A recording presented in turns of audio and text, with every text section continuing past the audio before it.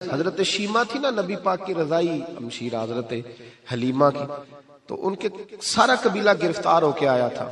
وہ جب آئی ہیں نا نبی پاک کے پاس تو حضرت ابو ہریرہ سے کہنے لگی حضور کو جا کے بس کان میں کہہ دو کہ حلیمہ کی بیٹی آئی. حضرت ابو ہریرہ کہتے ہیں حضور اتنی تیزی سے اٹھے کہ نبی پاک کی چادر بھی منبر پہ رہ گئی. پھر حضور گھر لے گئے، فرمایا فاطمہ اور عائشہ کو بلاؤ، میری بہن آئی ہے. میرے محبوب کریم نے فرمایا تو اگر کہے گی نا تو میں تیرے لیے مدینے میں مکان بنا دوں گا، تو یہیں رہ جا. کہنے لگی نہیں محبوبہ واپس جانا. تو حضور سے کہنے لگی میرا سارا قبیلہ گرفتار ہے، اسے چھوڑ دیں. حضرت ابو ہریرہ کہتے ہیں ہر کام حضور نے مشورے سے کیا، پر جب بہن نے کہا نا چھوڑ دے، اور میں کوئی مشورہ نہیں، جیسے تو کہے گی ویسے ہی ہو جائے گا، جیسے تو کہے گی ویسے ہی ہو جائے گا، جس طرح تو چاہے گی. کون اشک شوئی کرے گا، کون بات سنے گا، کون دکھ کسی کے. پگلی بی بی پاگل عورت، دیکھے کبھی پاگلوں کو کوئی وقت دیتا؟ وہ پاگلوں کے پاس بیٹھا، میں بڑا مصروف آدمی ہوں، مجھے تو سیاںہ بندہ ملنے آئے تو میں کہتا مختصر بات کرنا. ایک پگلی بی بی آئی پاگل، حضرت انس کہتے ہیں آ کے کھڑی، کہنے یا رسول اللہ مجھے کام ہے. پاگل عورت. تو نبی کریم صلی اللہ تعالی علیہ وسلم نے کہا کیا کام ہے؟ تو اس کے محلے کے لوگ کھڑے ہو گئے، کہنے لگے حضور چھوڑیں یہ تو دیوانی ہے، ایسی ہی باتیں کرتی رہتی ہے. جناب انس بن مالک فرماتے ہیں حضور ناراض ہوئے، فرمایا تم سے بات کر رہی ہے کہ مجھ سے کر رہی ہے؟ کرنے دو باتیں. کیا بات ہے بتا؟ کہنے لگی حضور یہاں نہیں کرنی، میرے ساتھ آئے. نبی کریم اس کے پیچھے پیچھے چلنے لگے. جناب انس فرماتے کہ صحرا میں لے گئی، نبی پاک ریت پہ بیٹھ گئے، سامنے بیٹھ گئی. کہنے لگی حضور بچوں کو منع کریں، مجھے روڑے مارتے.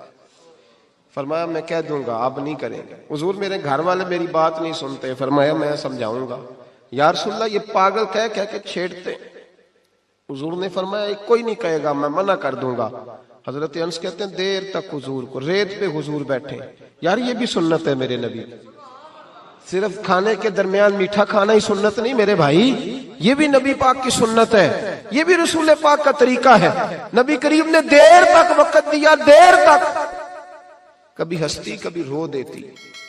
حضرت انس کہتے ہیں میں نے یہ انداز بھی دیکھا، جب وہ ہستی تو حضور بھی ہستے. کبھی کو پاگل کے غم سن کے بھی رویا. لیکن ایسا کوئی محبوب کہیں ہوگا نہ کہیں ہے، بیٹھا ہے چٹائی پہ مگر عرش نشیں ہے. میرے محبوب نے کھل کے باتیں سنی، کھل کے اپنی مرضی سے. کہنے لگی محبوبہ میں تھک گئی ہوں، اب آپ جائیں. حضور میں تھک گئی ہوں، آپ جائیں. نبی کریم اٹھے اور اٹھ کے فرمایا کسی کا خیال نہ کرنا، جب تیرا دل کرے دوبارہ آ جا.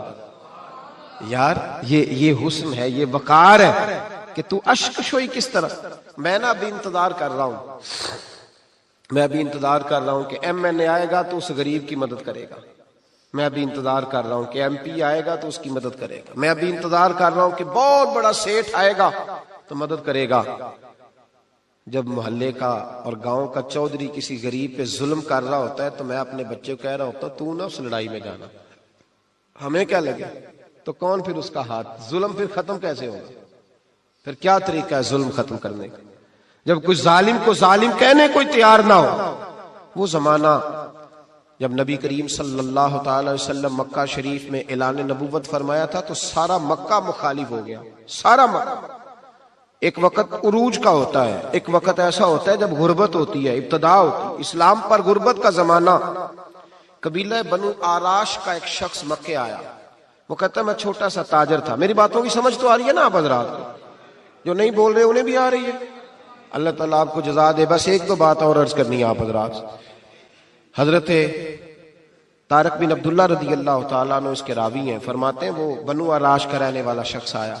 وہ کہتا ہے میں چھوٹا سا تاجر تھا، بیوپاری تھا. میں گاؤں سے جانور اونٹ گھوڑے خریدا کرتا، مکے میں لا کے بیچتا، مدینے میں لے جا کے بیچتا، طائف میں.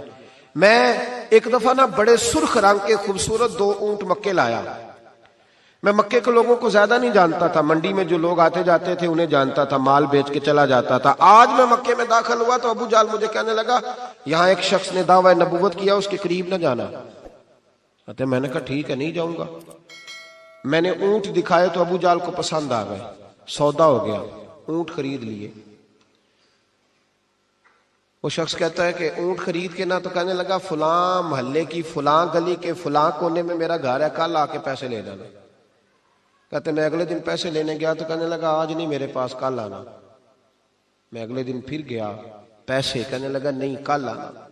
ہوٹل ہوتے نہیں تھے، مکے میں میرا رشتہ دار کوئی نہیں تھا، میں فٹ پاتھ پہ سوتا، جو چند کھجوریں اور سرکہ میرے پاس تھا وہ پہلے دن ہی ختم ہو گیا۔ انویسٹمنٹ بھی ساری وہیں لگی ہوئی تھی، گھر میں بچے بچیاں انتظار کر رہے تھے، میں بڑا مجبور ہوا، تھک گیا۔ تیسرے دن میں گیا تو میں نے کہا پیسے، کہنے لگا کل آنا۔ میں نے ذرا دبا کے بات کی، میں نے کہا یار میری کوئی پھپھو تو رہتی نہیں مکہ مکرمہ میں، غریب آدمی ہوں، میرے پیسے دے میں جاؤں۔ جب دبا کے بات کی تو کہنے لگا جا دوڑ جا، جہاں سے ملتے ہیں لے لے، بھاگ جا۔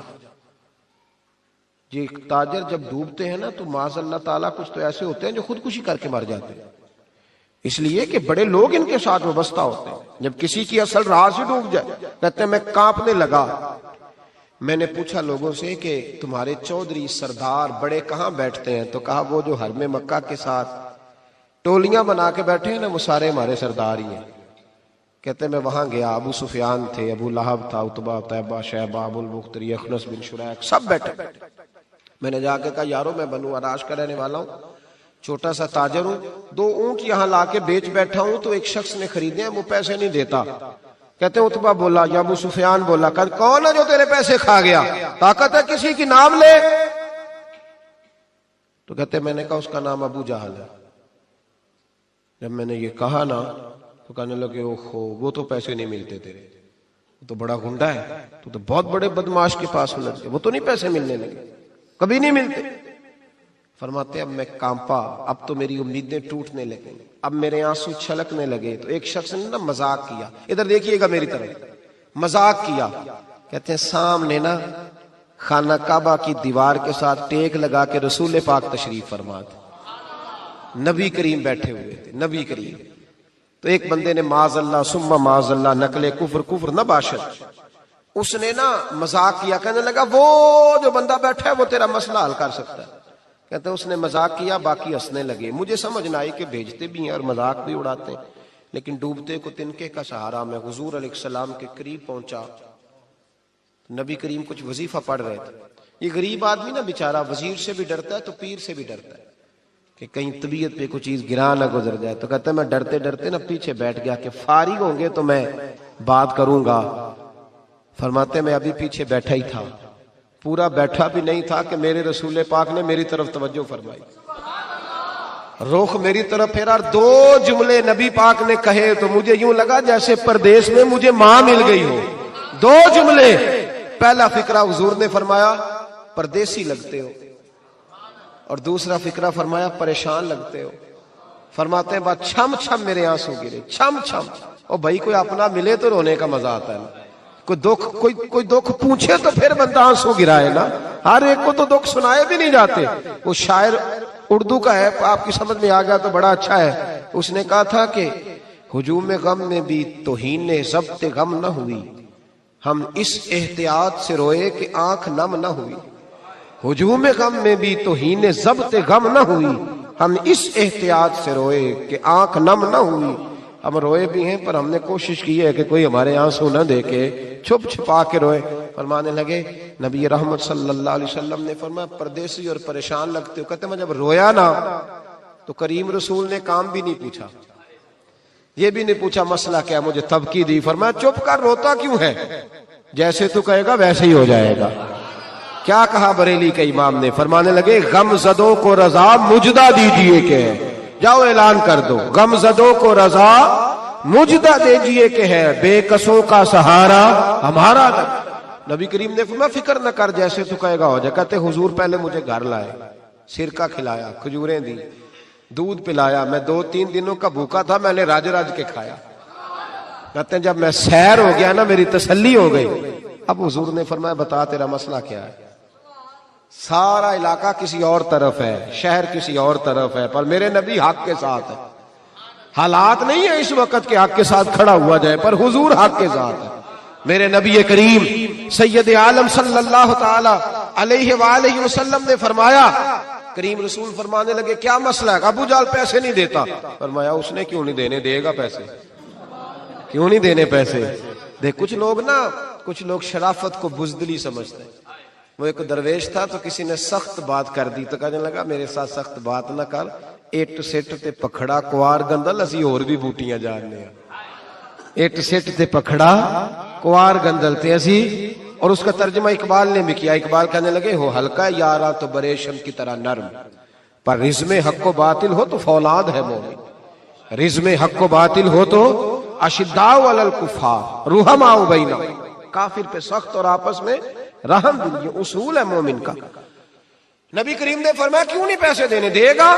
ان الذین قالوا ربنا اللہ ثم استقاموا تتنزل علیہم الملائکہ, جو رب کا نام لے کے ڈٹ جائے اللہ اس کی مدد کے لیے فرشتوں کا نزول فرما دیا کرتا ہے. نبی کریم علیہ السلام ساتھ چلے آہستہ آہستہ. اور بھائی کونسلر رکا بھی لکھ دے تو اس کی مہربانی. ویسے تو کونسلر کے دروازے پہ سویرے کو چلا جائے نا غریب آدمی, امیر آدمی پہ تو خیر پرچہ بھی ہو تو ایسا جو سب پوچھتے ہیں چوہدری صاحب درخواست آئی ہوتا کی کرنا ہے, تو غریب آدمی کو لے جاتے ہیں تو وہ پھر جاتا ہے بیچارہ کونسلر صاحب کے پاس, چودھری صاحب کے پاس. تو پھر اندر سے پیغام آتا ہے کہ چودھری صاحب ٹوتھ پیسٹ کر رہے ہیں. پھر پیغام آتا ہے کہ بریڈ گرم ہو رہا ہے. پھر پتہ چلتا ہے کہ اب اخبار پڑھ رہے ہیں.